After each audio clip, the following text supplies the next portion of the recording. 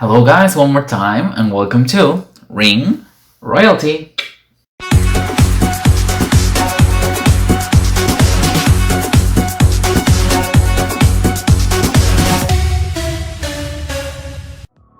Hello, my name's Alexis, as you know, and today we have a review.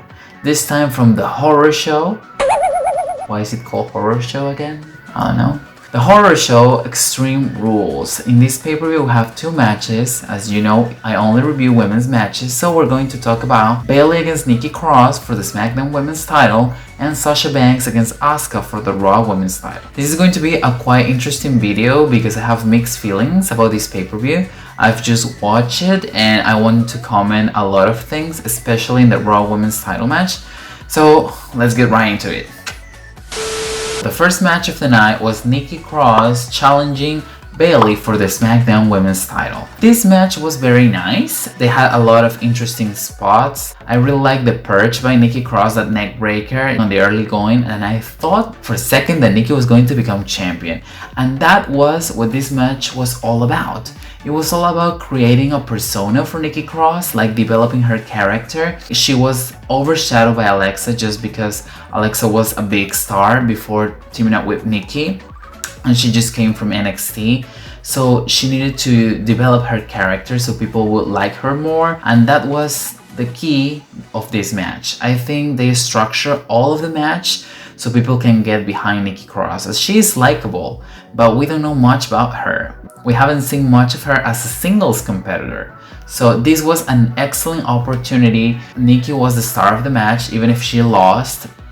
She had a lot of impressive combos. She got a lot of moves. She was on fire. I am pretty sure that if there was a crowd, they would have popped so loud for a couple spots that Nikki did. I enjoyed the neck breaker outside the ring as well.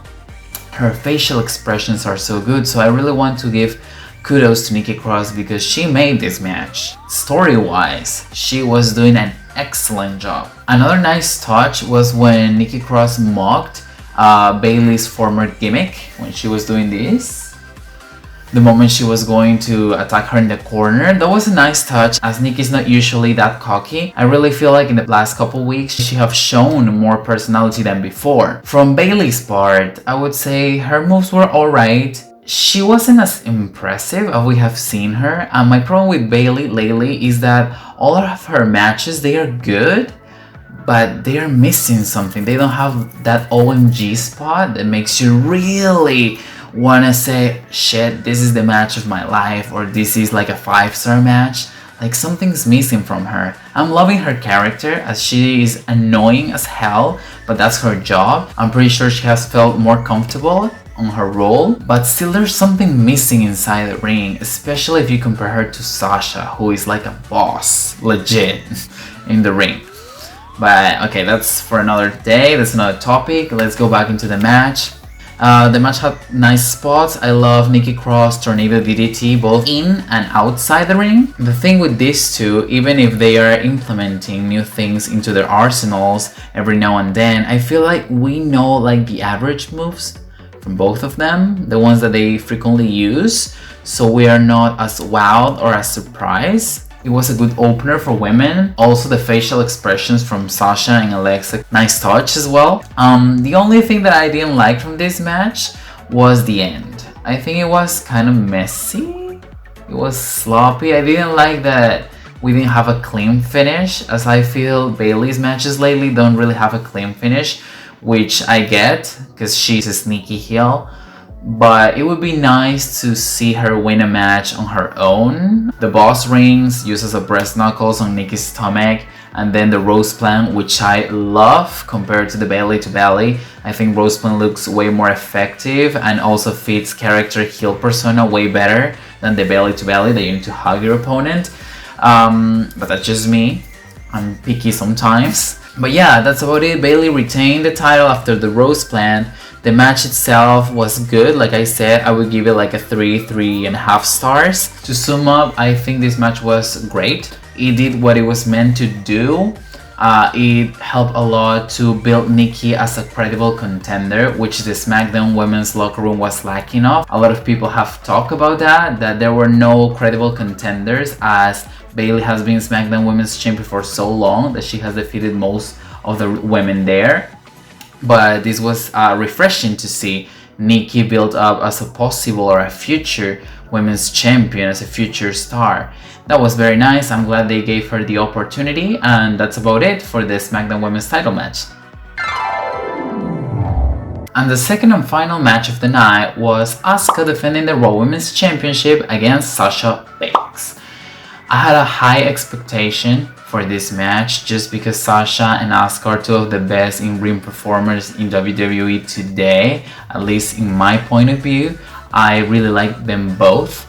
They are excellent at being creative with new maneuvers, but at the same time selling moves excellently. I was very excited for this match, and I wasn't wrong. I would say that for the majority of the match, they tore the house down. Like, Asuka and Sasha were so smooth in the ring. They have a lot of chemistry together. The flow of the match was excellent. It was awesome to see the selling from these two girls, especially Sasha Banks. Like, she looks manhandled sometimes in a way that I cannot even describe. A couple of spots that I want to highlight, because there were some very good spots there. First, we have that shining whistle, or that kick from the apron to the head of their opponent, and I literally thought Sasha was knocked out cold when that happened, as her selling was so on point. I thought she was dead.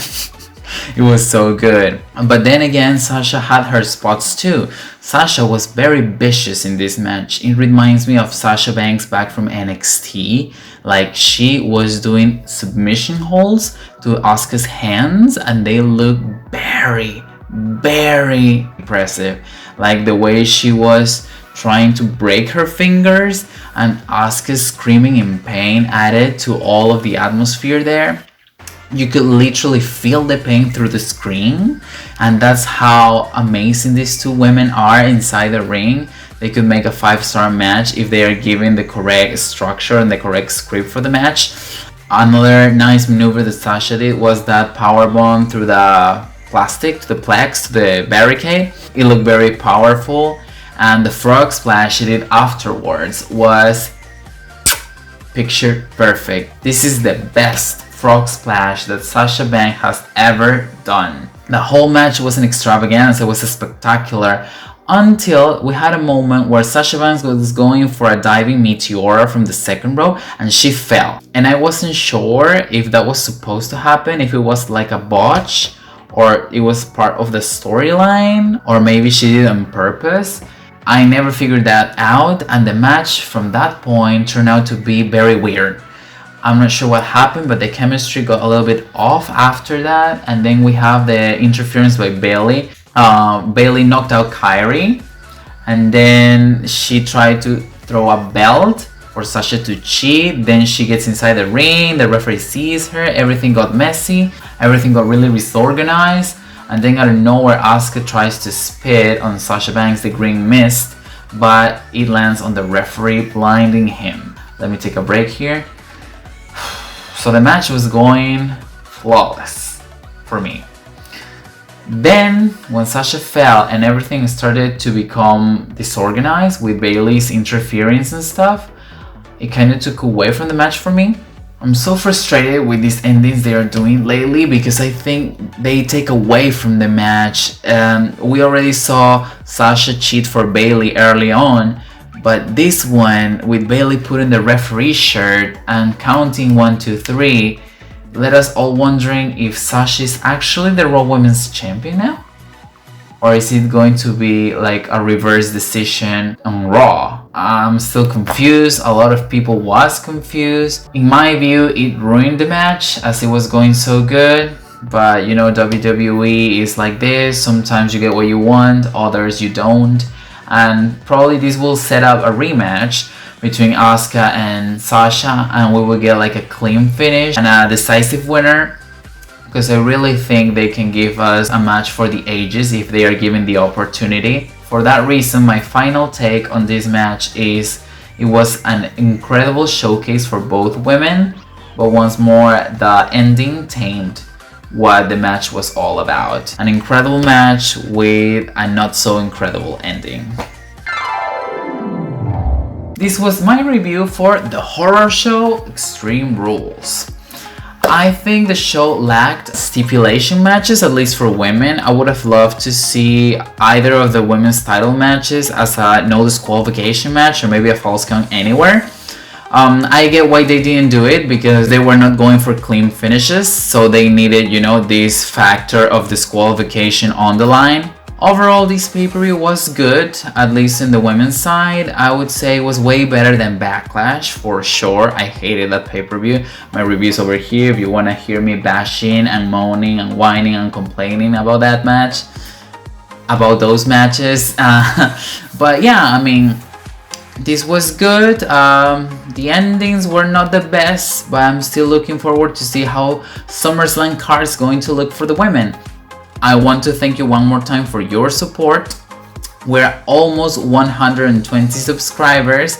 That means a lot. I'm feeling way more confident on camera lately, and I really hope it is showing.